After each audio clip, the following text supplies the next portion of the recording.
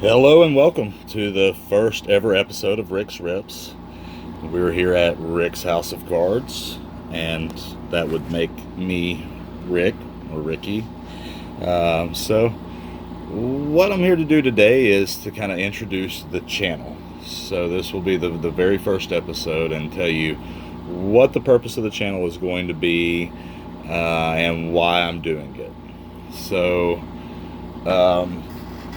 the purpose of the channel is going to be, well, it's mostly for me because I have found that I enjoy opening cards again, but it's also going to be to help kind of service as a marketing platform for me to sell these cards that I pull from packs on eBay. Most of the cards I open, I won't be collecting. I will try to sell them to fund the hobby. If I can't do that, I don't have a whole lot of money for hobbies. So we'll just see how long this one lasts if I don't actually sell some cards. The reason I'm getting back into this is actually a few months ago, I saw a video on YouTube from a guy named Skippy62 Abel. And I think that's how you say his name. But what this guy, I don't think he normally opens cards, but what he had done is he ordered 2 packs of 86 Fleer in an attempt to find the Jordan official rookie. And he opened the 2 packs and he got the Jordan. And of course he was incredibly excited. And I'll try to put a link to that video at the bottom here for you so you can go watch it.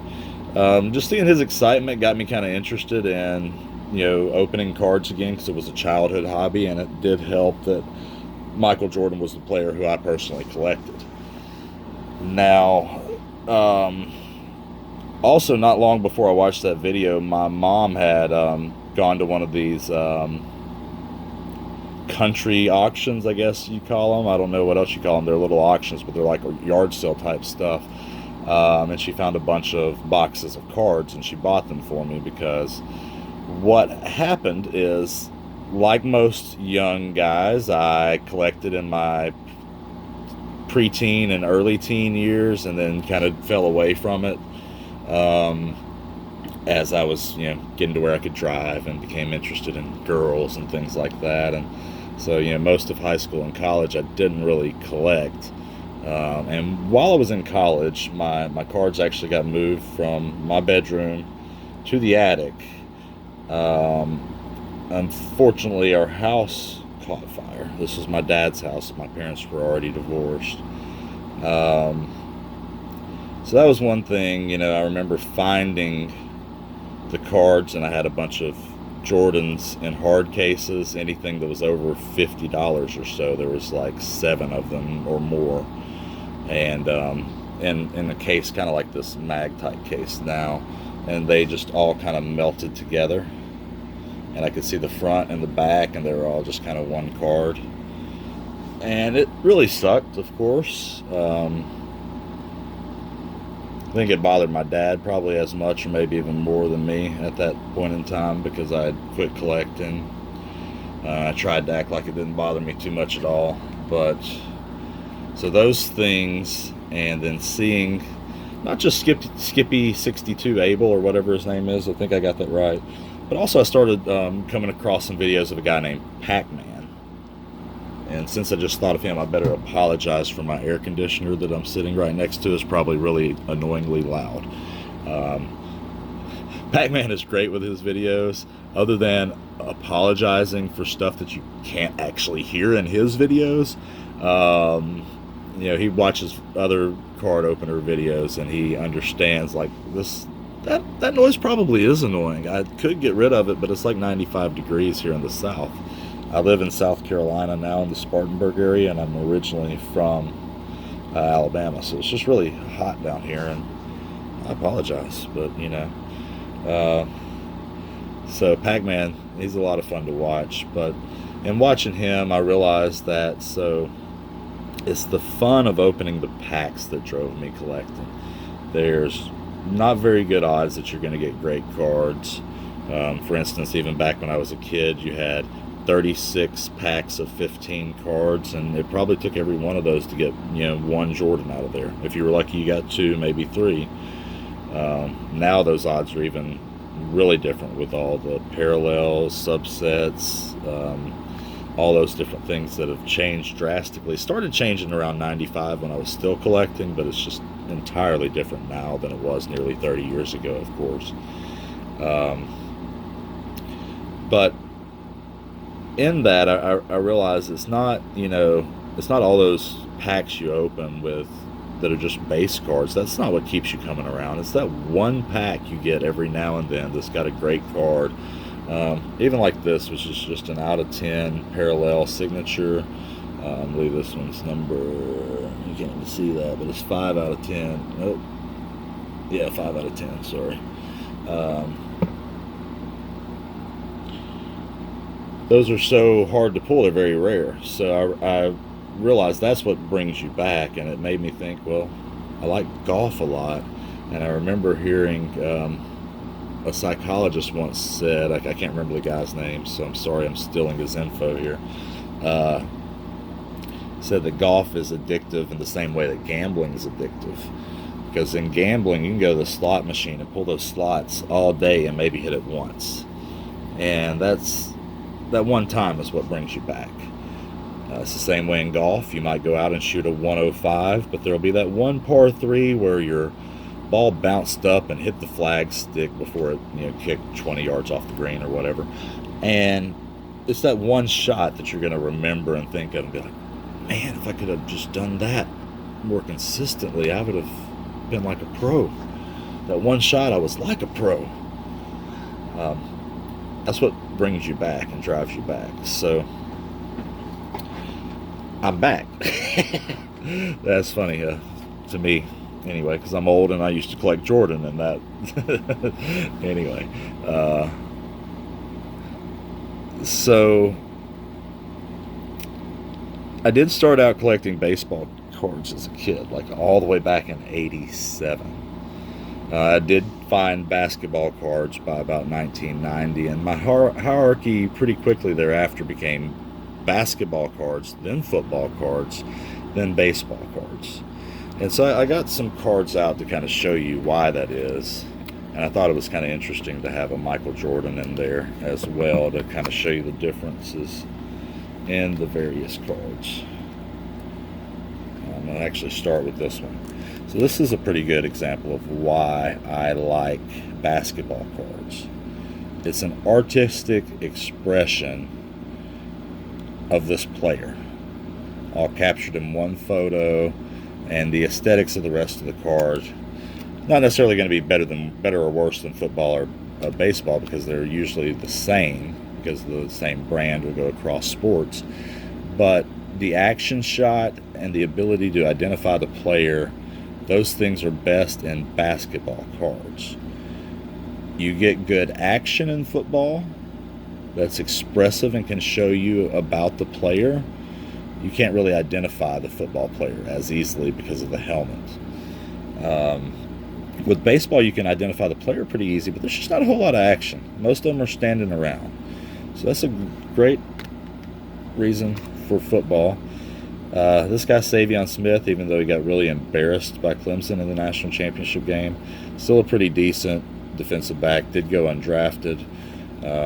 With that, and then you see the action here, I thought this would be nice. You got Daniel Jones and Dwayne Haskins. Well, says a little bit about them. Gonna hold on to those and see what happens. So this baseball card here, Derek Jeter. So this card here, the next card I'm about to show you, and that Jordan I just showed you earlier, all came out of the lot of cards that my mother bought me at that auction. So great card, Derek Jeter. I mean, you can recognize him, and there's even a little bit of action, but see, there's just something lacking there about the aesthetics to baseball that there is in basketball, and I thought this Jordan card even kind of pointed it out. For him to make the baseball card more interesting, he had to shoot a baseball like a basketball. So it's really, I think, the sports themselves, basketball, then football, then baseball, There's more graceful athleticism in basketball. Football is a very brute force strength game, but you can see a lot of grace and athleticism there too as well. And then baseball not as much. If that holding true, like gymnastics cards would probably be the best ever if I knew anything about gymnastics or if those things existed. But anyway, so I've gone on enough about that. So that's just my opinion, of course, of why my hierarchy of collecting is what it is.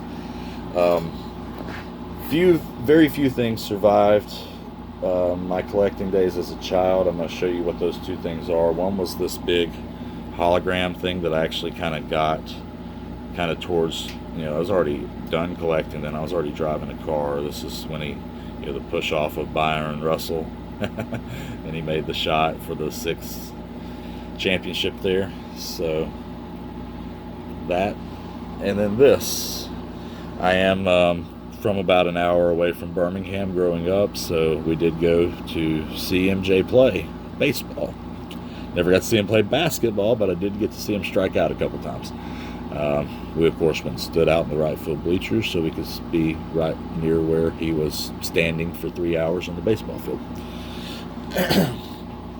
All right, so now I do want to show you the Jordans that I got out of the lot of things that were in that auction, which was like, it was probably at least 10,000 cards, because the boxes I'm talking about are the big card holder boxes that have 5 different rows that are like 1,000 each. They're probably like 5,000 cards per box, I believe, if I remember correctly.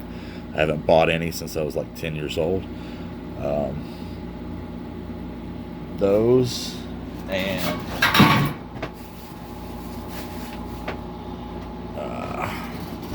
a few other little boxes. So it was a lot of cards, but show you the Jordans that came out of there. This is a memorable moments.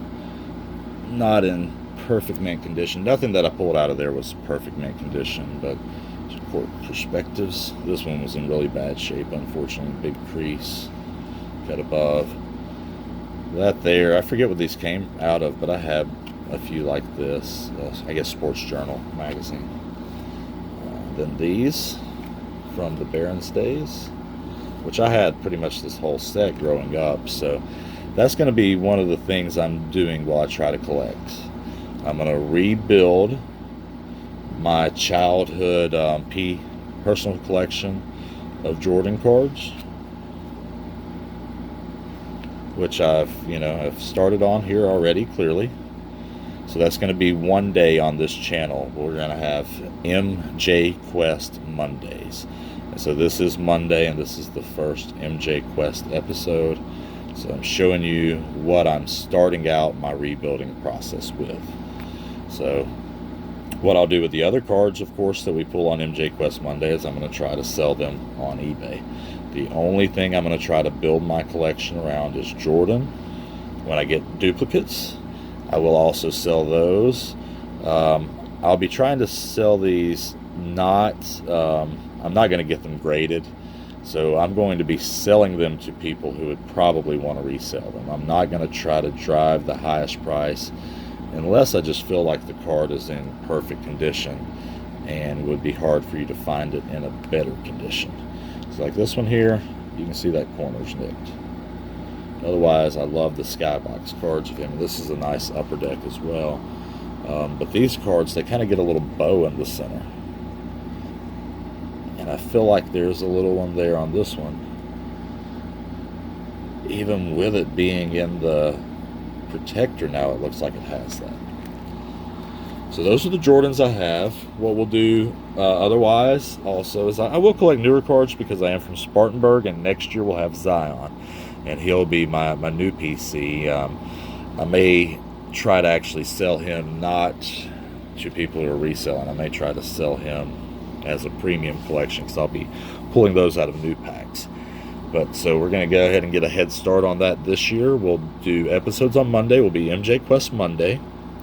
We'll try to get episodes up every Tuesday. And Tuesday is just going to be 2 packs Tuesday. And the reason for that is I don't have anything but Walmart and Target to buy cards from around here, or flea markets. So we'll probably just go in and buy retail packs, maybe big cello cello packs, however you say that, jumbo packs, those kind of things. So that'll be the thought of 2 Packs Tuesday. Wednesday will be Who Do You Collect Wednesday. So those will be new cards, trying to pull people for personal collections for me and other people that may be looking for them.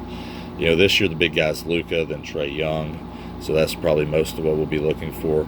I do also, being from Alabama, I collect Alabama players, as you can see. I also collect sports personalities from Alabama, like Charles Barkley and Bo Jackson. Both of them are from near the Birmingham area, and I'm big fans of both of them, even though they're Barners. Then now being in South Carolina, even though I'm not a Clemson fan, never been a Carolina fan, I might collect those for people I know around here, and also Carolina Panthers, Charlotte Hornets. So that would be what kind of Wednesday is about. Thursday would be Throwback Thursday. Probably not going to be an every Thursday episode. What's going to happen here is when I get cards between what is the present year's selection and anything back until Jordan was out. So this does occasionally happen at Walmart. Like I just recently found like a $15 blaster box of Donruss Optics from last year. So we'll probably grab stuff like that. That would be Throwback Thursday.